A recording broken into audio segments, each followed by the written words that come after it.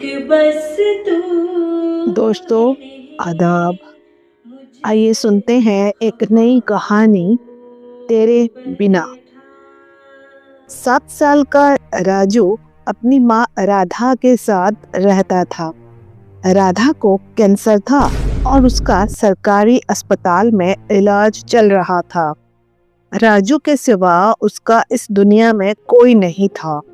वो दिन भर माँ के साथ रहता, उसकी सेवा करता और शाम को अखबार बेचकर उसके लिए ज़रूरत की छोटी मोटी चीज़ें ले आता।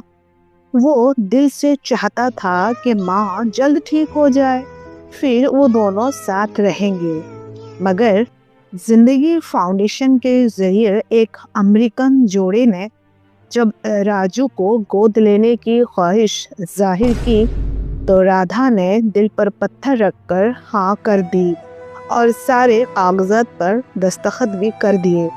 मगर राजू मानने को तैयार न था। माँ, मुझे खुद से अलग मत कर, मैं तेरे बिना नहीं जी सकूंगा। राधा ने सख्ती से राजू को डांट कर कहा, नहा धोकर तैयार हो जा, ज्यादा मनमानी मत कर, ये तेरी जिंदगी का सवाल है। ये कहते हुए उसकी आंखों से आंसू टपक ही पड़े। राजू ने माँ के आंसू पोंछते हुए कहा, ठीक है माँ, बस अखबार वाले भैया का हिसाब कराऊं, फिर जैसा तू कहेगी वैसा ही करूंगा। कुछ देर बाद राधा को नींद आ गई। अचानक शोर सुनकर वो घबराकर उठ बैठी। चाची, एक्सीडेंट हो गया है। सामने राजू की खून में लथपथ लाश पड़ी थी।